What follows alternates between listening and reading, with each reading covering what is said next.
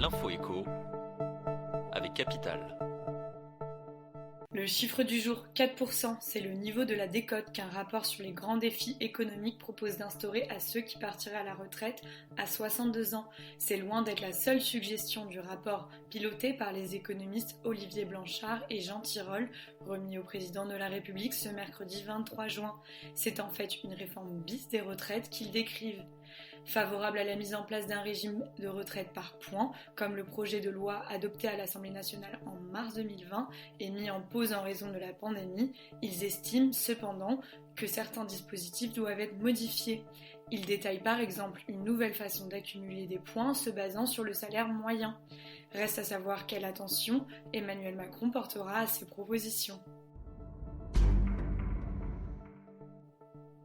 Le coup de gueule pourrait bien être poussé par certains propriétaires car la refonte du diagnostic de performance énergétique DPE qui rentrera en vigueur le 1er juillet pourrait bien faire chuter la note énergétique de certains biens et ainsi leur faire perdre de la valeur.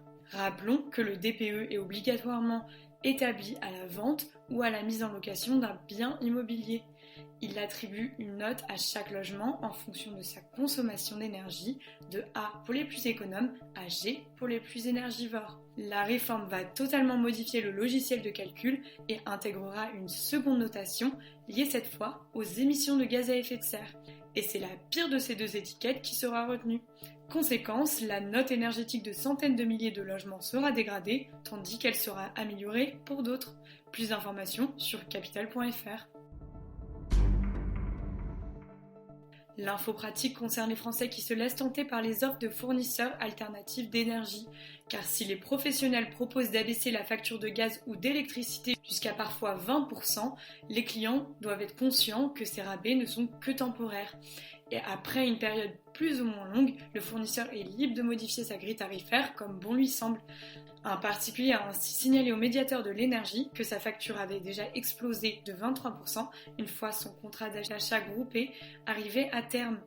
Un procédé totalement légal, mais qu'il reste possible de contourner en faisant jouer la concurrence et en changeant de contrat une fois la période promotionnelle écoulée. Plus d'infos sur notre site.